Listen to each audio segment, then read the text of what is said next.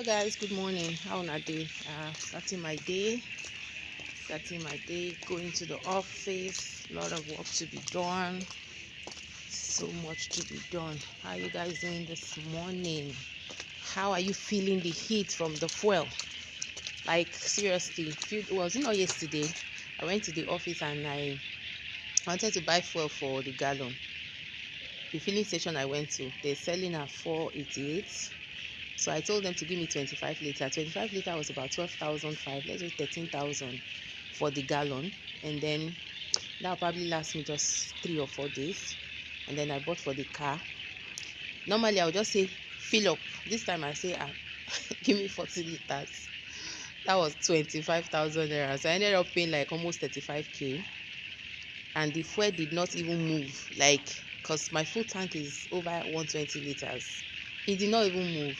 So I think these days you just be buying that fuel small as you go. Now pay as you go, what they do now.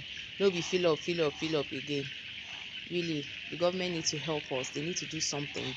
They need to make sure that refineries start working so that the price will go down. If our refineries start working, at least even if it's one that is working, it will force the price to go down. And do I agree with subsidy removal? Yes, I do. Jonathan wanted to remove subsidy in 2015. Some of the people, including the president that has removed it now, kicked against it. And I think maybe he has realized that what he did then was wrong. And if had allowed Jonathan to remove it, we will not be giving those vultures that call themselves oil marketers our money that we can use to develop the country. So for me, it's better late than never. I support the president for removing subsidy. Yeah. Do I support the way he did it on the first day of his work? Just taking the microphone and just announcing it like that? No, I do not. I think there are better ways he could have done it. But then again, if you must do something, you must do something. You can argue there's no easy way. Even if he did it 3 months time, people will still complain, people will still feel the heat. And so maybe you want to think that, okay, the way he did it probably better than allowing 3 months or 4 months or 6 months to pass before doing it.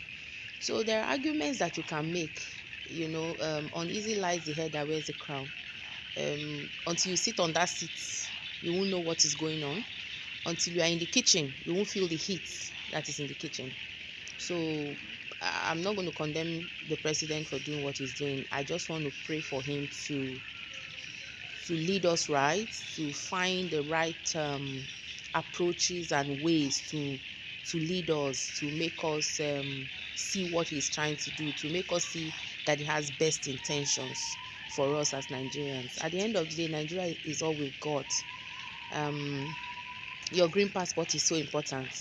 Trust me. You can condemn it, you can insult it, you can insult Nigeria as much as you can, as long as you have just the Nigerian passport, my dear.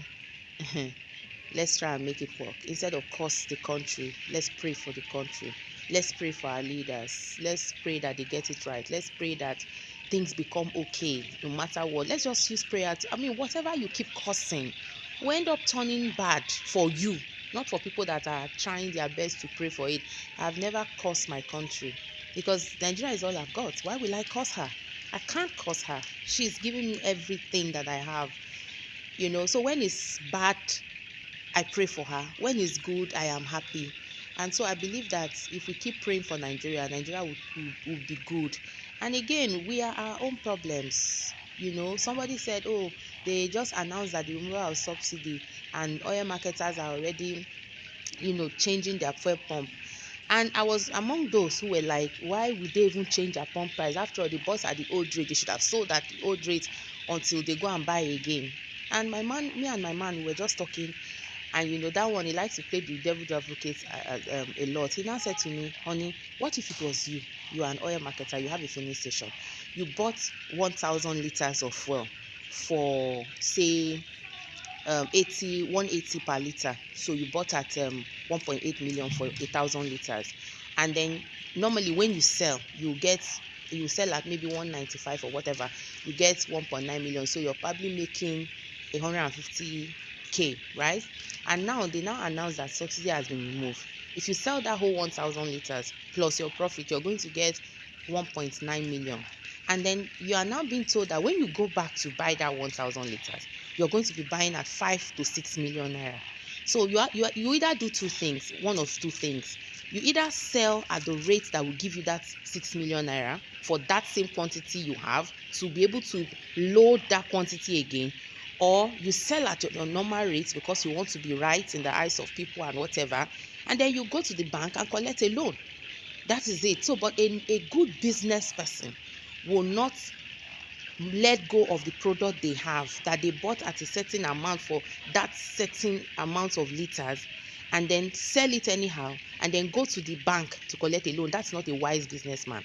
A wise businessman or woman will sell at the rate that will give them back that 1,000 liters. So it's not like they are being evil to anybody. They're not being evil. Even them too are feeling the heat. So they must sell at a rate that can also give them back that their market.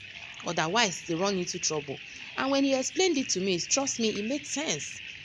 It made sense. And I begin to see the oil marketers, especially those filling stations owners, as not the devil. Okay? As not the devil. Then when I went into the filling station to buy fuel, I was able to smile at them because I was really furious. Like, why do you do that?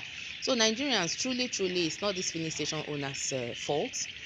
Subsidy has been removed. They have bought fuel at a certain amount. If they don't sell for a certain amount, they will not be able to restock.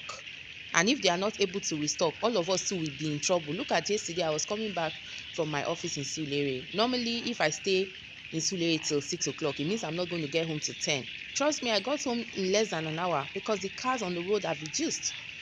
I mean, do you know what it means? 10 litre. It's now 5k. Yes. In Abuja, they are selling fuel at 500 plus. In Kano, I heard it's 700 plus. So these things, it has come to stay. But I believe that when the refineries are working, even if it's just one, it will force the price to come down because we'll now refine here in Nigeria and all that.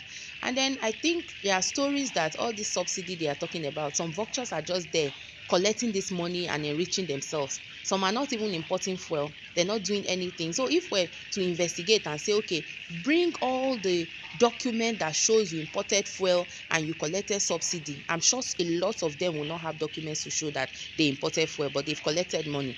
That is the rot that is in this country. Some of the people have made sure that they spoil, no matter how the government try to help. Even they are in the government themselves, so they're sabotaging everything. But I want to believe that this new president will try his best to close the loopholes. And some people will say, oh, he can't do it, he can't do it. Let's give him the benefit of the doubt. Let's pray for this country. Let's pray that it gets better. Anyway, guys, I have to go.